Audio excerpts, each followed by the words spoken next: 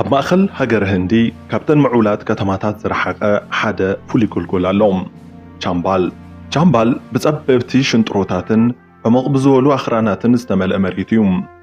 እዚ ቦታ እዚ ንዘመናት ናይቶም ብሕጊ ዝድለዩ ሸፋቱ መዕቆቢ ኮይኑ ይጸኒሑ። ካብ ኩሎም ኣብ ቻምባል ዝተሓብኡ ሸፋቱ ግን ሽምሓንቲ ድኻ ጓል ገኒኑ ይርአ። ኣብ ዓይኒ ገለገሊኦም ንሳ እንደራ ጨቆንቲ ዘንበርከኸት ናይ ቻምባል ሮቢን ሁድ እያ። ኣብ ዓይኒ ገሊኦም ድማ ብደም ዝተጠምቀት ጨካን ቀታሊት ኮይና እያ ትርአ። እቲ ሓቂ ግን እንታይ እዩ?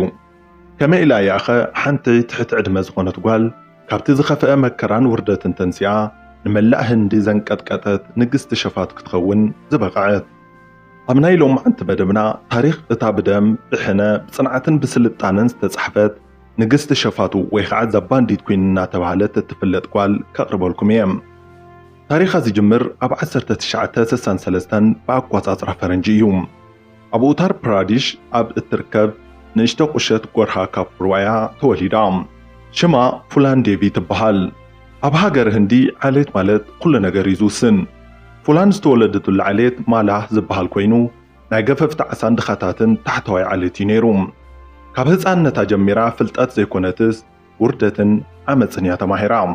ስድራ ቤታ ብናይ ላዕለዎት ዓሌት ወይ ከዓ ታኩርስ መሬቶም ተመንዚዖም ይቕተሉን ይዋረዱን እዮም ነይሮም።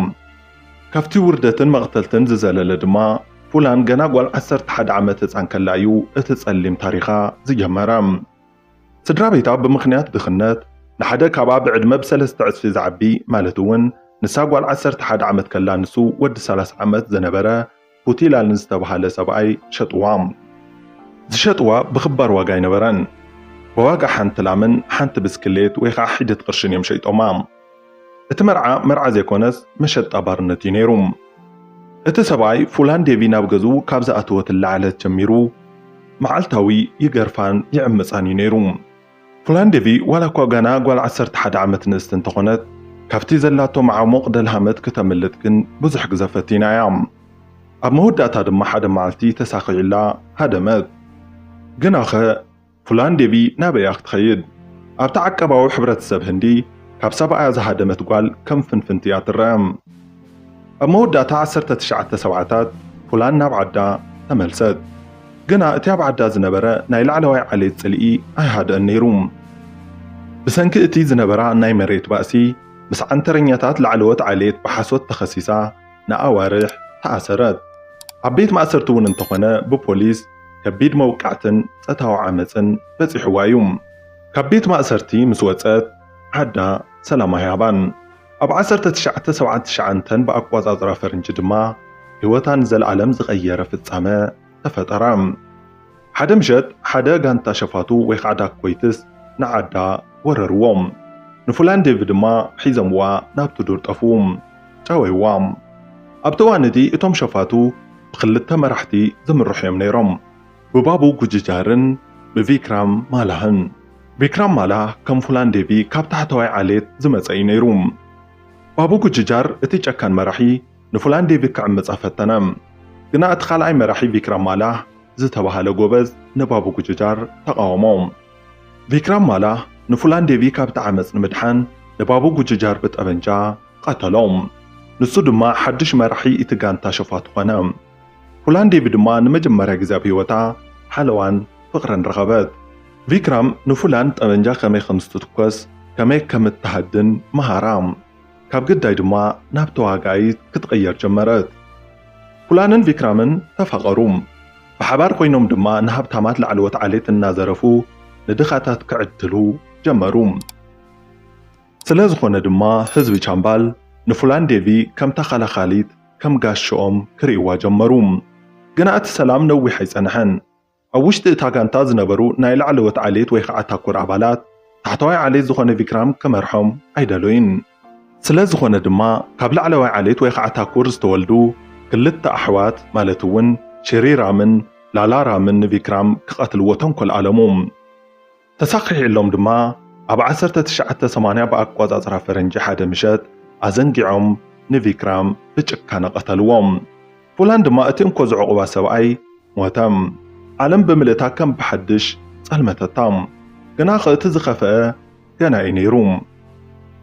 እቶም ቀተልቲ ቪክራም ንፉላን ዴቪ ሒዞም ናብ ሓንቲ ንእሽተ ቁሸት ወሰድዋም። ብሄማይ ኣብ ብሄማይ ንፉላን ኣብ ሓደ ደንበ ከብቲ ቆለፍዋም። ንሰለስተ ሰሙን ሙሉእ 21 መዓልትታት ናይ ቁሸት ላዕለወት ታኩር ኣባላት ዝኾኑ ሰብኡት መዓልታዊ በብተራ እናመፁ ዓመፅዋም። ኣካላታ ተቆራረፀ፣ ነፍሳ ቆሰለት። ብዝወረደ ሕሱም መከራ ዋላ እኳ ኣብ ናይ ሞት ጫፍ እንተነበረት ብዝነበራ ጽንዓትን ብልሓትን ግን ፍርያት ናይ ዝኹሉ ዓመፅ ሒዛ ሓደ ምሸት ካብቲ ዝነበረቶ ቦታ ሃደመት። ንሳ ክትመውት ነይርዋ ግና ኸ ብዘለዋ ጽንዓትን ብልሓትን ኣይሞተትን። ካብቲ ሲኦል ዝወፀት ፉላን ዴቪ እታ ትማሊ ዝነበረት ፈራሕ ጓል ኣይነበረትን። እኳ ደኣስ በቲ ዝበፅሓ በደል ምኽንያት ሓዋ ውሽጣ ዝነደደ ሕነ ምፍዳይ ዝተለዓለት ንሳ ነቶም ዘዋረድዋ ኩሎም ክተጥፍኦም ዝወሰነት ኮይና እያ ኣምሊጣም። ስለ ዝኾነ ድማ ፉላን ዴቪ ሓዳስ ጋንታ ሸፋቱ መስረተት። ኩሎም ኣባላታ ታሕተወት ዓሌት ኮይኖም ብሰንኪ ግፍዒ ዝመረሮም እዮም ነይሮም። ኣብ ርእሳ ቀይሕ ማእሰሪ ጠምጠመት፣ ናይ ወታደራዊ ዩኒፎርም እውን ተኸደነት። ዓብዪ ጠመንጃ ከፍ ኣቢላ ድማ ኣብ ኣፍራስ ተወጥሐት። ንግስቲ ሸፋቱ ድማ ሽዑ ተወልደት። ኣብ ቻምባል ዘለዉ ሃብታማት ክንቅጥቀጡ ጀመሩ። ፉላን ዴቪ ንሃብታማት እናዘረፈት ነንድኻታት ምግቢ ክዳንን ገንዘብን ክትዕድል ጀመረት። ካብ ምግብን ክዳንን ምዕዳል ሓሊፋ ድማ ንዝደኻይ ኣዋልድ መርዓ ንኽገብራ ወፃኢአን ትሽፍነለን ነይራ። ሽማ ኣብ መላእ ህንዲ ከም ጽውጽዋይ ተባጽሐ። የካቲት 14 1981 ፉላን ዴቪ ምስ ጋንታኣ ኮይና ናብታን 21 መዓልትታት ዝተሳቐየትላ ቁሸት ብሄማይ ተመልሰት። ነቶም ከም እንስሳ ሪኦም ሲኦል ክትርኢ ዝገበርዋ ሰባት ድማ ሕነት ትፈድየሉ መዓልቲ በጽሐም። ንኹሎም እቶም ኣብቲ ዓመፅ ዝተሳተፉ ሰብኡት ድማ ሓደ ብሓደ ክትእልሾም ጀመረት። ነገር ግን እቶም ቀንዲ መራሕቲ ሪምላላን ሽሪራምን ኣብቲ ቦታ ይጸንሕዋን። ክልቲኦም ፉላን ዴቪ ትመጽእ ከም ዘላ ምስ ሰምዑ ካብቲ ቦታ ሃዲሞም እዮም። ምህዳሞም ዝፈለጠት ፉላን ዴቪ ብሓርቆት ነደደት። ንኹሎም እቶም ኣብቲ ቁሸት ዝነበሩ ናይ ላዕለዋይ ዓሌት ታኩር ሰብኡት ኣብ ጥቓ ርቧ ኣሰለፈቶም። 3,000 ህዝቢ እናረኣየ ድማ 22 ሰብኡት ብኤክስትራ ጠበንጃ ረሸነቶም። እዚ ፍጻመ እዚ ህልቂት ብሄማይ ተባሂሉ ተጸውዐ። እዚ መዓልቲ እዚ ንመላእ ህንዲ ዘሰንበደ ፍጻመ እዩ ነይሩ። ንመንግስቲ ህንዲ እውን እንተኾነ ዓብዪ ውርደት ኾነ። ፖሊስ ንፉላን ብሂወታ ወይ ከዓ ብሞታ ንምሓዝ ዓብዪ ሃደን ጀመረ። ንክልተ ዓመታት ሙሉእ ፉላን ዴቪ ኣብቶም ጸበብቲ ሽንጥሮታት ቻምባል ተሓበአት። ፉላን ዴቪ ግን ሓደ ፈተና ኣብ ቅድሚኣ ተገተረ። ፉላን ዴቪ ብጽኑዕ ሓሚማ ነበረት። ሳምባ ምቺ ወይ ከዓ ኒሞንያ ንሳምባኣ ኣጥቂዕዎ ነበረ። ዝስተ ማይ እውን ሲኢና ሰዓል ከሳቕያ ጀመረ። ብተወሳኺ እውን እቲ ኣብ መንጎ ታሕተዋይን ላዕለዋይን ዓሌት ዝነበረ ናይ ደም ኩናት እናገደደ ኸደ። ፉላን ዴቪ ሃንደበት ሓሚማ ከላ ክትተሓዝ ከም እትኽእል ፈለጠት። ግን ድማ ብኢድ ፖሊስ ክትመውት ኣይደልየትን። መንግስቲ ህንዲ እውን እንተኾነ ንዓ ክሕዝ ከም ዘይኽእል ተረድዩ። ስለ ዝኾነ ድማ ምስ መንግስቲ ህንዲ ክትደራደር ጀመረት። ፉላን ዴቪ ንመንግስቲ ኢዳ ንምሃብ ኣቐዲማ ዘቕረበቶም ቅድመ ኩነት ወይ ከዓ ጠለባት ንኹሉ ዘገረሙ እዮም ነይሮም። የካቲት 1983 ፉላን ዴቪ ኣብ ቅድሚ 10ታት ኣሽሓት ህዝቢ ኢዳ ሃበት። ግና ከም ምሩኽ ኣይኮነትን መፂያ። ርእሳ ቕኒዓ ከም ዓወት ዝረኸበት ወታደር ኮይና እያ ኣትያ። እቶም ዘቕረበቶም ቅድመ ኩነት እዞም ዝስዕቡ እዮም ነይሮም። ሓደ ንሳን ሰዓብታን ናይ ሞት ፍርዲ ክወሃቦም ኣይኽእልን። ካልኣይ ኣብ ቅድሚ ፖሊስ ኢዳ ከም ዘይትህብ እኳ ደኣስ ኣብ ቅድሚ ስእሊ ናይ ማተማ ጋንድን ናይ ህንዶ ኣምላኽ ዱርጋንን ጥራይ ጠበንጃ ክተንብር። ሳልሳይ ኣባላት ጋንታኣ ከከም በደሎም ካብ 8 ዓመት ንላዕሊ ንከይእሰሩ። ረብዓይ ንስድራ ቤታ መሬት ክወሃቦም ዝብልሉ ቅድመ ኩነት ኣቕሪባ። መንግስቲ ህንዲ ነዞም ኩሎም ቅድመ ኩነታት ብጸጋ ተቐበሎም። ዋላ እኳ ኣባላት ጋንታኣ ካብ 8 ዓመት ንላዕሊ ይተኣሰሩ፣ ንሳ ግን 11 ዓመታት ኣብ ቤት ማእሰርቲ ቲሃር ተኣሰረት። ኣብ 1994 ብኣቋጻጽራ ፈረንጂ ፉላን ዴቪ ካብ ቤት ማእሰርቲ ተለቐቐት። ኩሉ ሰብ ታሪኽ ኣብቂዑ ኢሉ ሓሲቡ ነይሩ። ገና ፉላን ተመሊሳ ክስዕርያ ካብ ቤት ማእሰርቲ ወፂያ። ኣብ 1996 ብኣቋጻጽራ ፈረንጂ እቲ ናይ ታሕተወት ዓሌት ዝጣበቕ ሳማጅዋዲ ፓርቲ ንፉላን ዴቪ ከም ሕፀይቲ ፖለቲካ ስልጣን ኣቕረባ። ንሳ ተወዳዲራ ድማ ኣብ ህንዲ ፓርላማ ወይ ከዓ ሎክ ሳብሃ ዓባይ ወካሊት ኮይና ተዓወተት። እታ ትማሊ ፖሊስ ትዕመፅን ትግረፍን ዝነበረት ድኻጓል ሎሚ ፖሊስ ሰላምታ ዘቕርቡላ ዓባይ መራሒት ሃገር ንክትኸውን በቃዓት።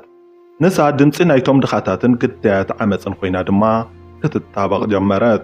ኣብ ከምዚ ዓይነት ዓብዪ መሪሕነት እናሃለወት ግን ሓምለ 25 2001 ብኣቋፃፅራ ፈረንጂ ሆላንዴቪ ካብ ፓርላማ ተመሊሳ ናብ ገዛ ኣብ ኒው ዴልሂ ኣብ ተኣትወሉ እዋን ኣብ ቅድሚ ማዕጾ ገዛኣ 3 ዕጡቓት ሰብኡት ተጸበይዋ። ሰለስቲኦም ድማ 3 ግዜ ተኮስላ። ሆላንዴቪ ወደቐት። ኣብቲ ቦታ ድማ ህይወታ ሓለፈ። ዕድማኣ ገና 38 ዓመት ጥራይ ነይሩ። እቲ ቀንዲ ቀታሊ ሸርሲኒን ግራና ዝበሃል ናይ ላዕለዋይ ዓሌታ ኩር ሰብኣይ ነይሩ። ንሱ ንዓ ድሕሪ ምቕታሉ ከምዚ ክብል ፈከረ። ንህልቂት ብሄማይ ሕነይ ፈድያ ኣለኹ በለም። ሆላንዴቪ ሞተት። ግናኸ ታሪኽ ኣይሞተን። ንሳ ሓንቲ ንእሽቶ ጓል ኮይና ካብቲ ዝኸፍአ መከራን ዓመፅን ተንሲኣ ንመላእ ህንዲ ዘንቀጥቀጠት ሓያል ጸላም ንግስቲ እያ። ንሳ ታሪኽ ጽንዓት እያ። ኣብ ዓይኒ ገሊኦም ጨካን ቀታሊት እያ። ኣብ ዓይኒ ሚልዮናት ድኻታት ህንዲ ግና ንሳ ንዘለዓለም ጀግና ደቂ ኣንስትዮን ድኻታትን ኮይና ትዝከር ኣላ። እዚ ዘቕረብናልኩም ታሪኽ ሆላንዴቪ እዩ። ካብ ዓመፅ ናብ ሕነ፣ ካብ ሕነ ናብ ስልጣን፣ ካብ ስልጣን ድማ ናብ ዘለዓለማዊ ታሪኽ። ሕራይን በኣር ፍትዋትን ክቡራትን ተኸታተልቲ እዚ ቻናል ንሎም ሒዝናልኩም ቀሪብና ዝነበርና ሓቀኛ ዛንታ ነዚ ይመስል ነይሩ። ንምክትታልኩም ኣዝና ኢና ነመስግን። ኣብ ቀጻሊ ከነቕርበልኩም እትደልይዎ መደብ ምስ ዝህልው ኣብ መውህብ ርእቶ ኣፍልጡና። ሰሰናይ ንዓኹም።